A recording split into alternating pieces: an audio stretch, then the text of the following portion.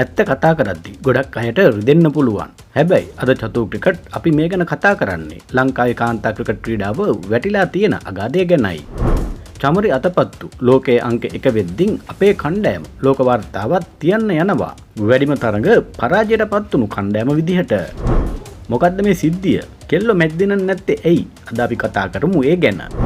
පසුගිය කාලේ දත්ත බැලුවොත් ලංකාවේ කාන්තා ක්‍රිකට් කණ්ඩායම ප්‍රබල රටවල් ඉස්සරහා අසරණ වුණ හැටි හැමෝම දැක්කා. චමරි දැවී ගියොත් මුළු කණ්ඩායමම බිඳුවට බහිනවා. ක්‍රිකට් ලෝකේ කතාවක් තියෙනවා අපේ ටීම් එකේ ඉන්නේ චමරි සහ සෙවණලි 10ක් කියලා.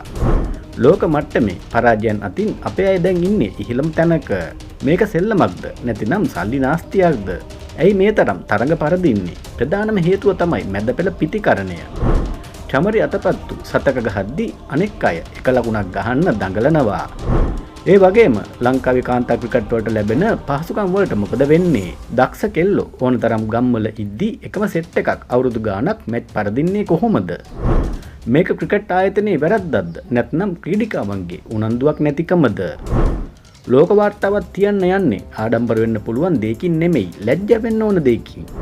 මේ විදියට ගියොත් චමරි නැති කාලෙක ලංකාවේ කාන්තා ක්‍රිකට් වලට අනාගතයක් ඉතුරු වෙයිද? ඔයාලා හිතන්නේ මේ විදියට පරදින්න හේතුව චමරි මතම යැපීමද නැත්නම් අලුත් දක්ෂයෝ නැතිකමද? ඔයාලගේ අදහසත් පහලින් කමෙන්ට් කරන්න. මේ වගේ ඇත්ත කතා කරන චතු ක්‍රිකට් සබ්ස්ක්‍රයිබ් කරන්න. මම චතුරංග.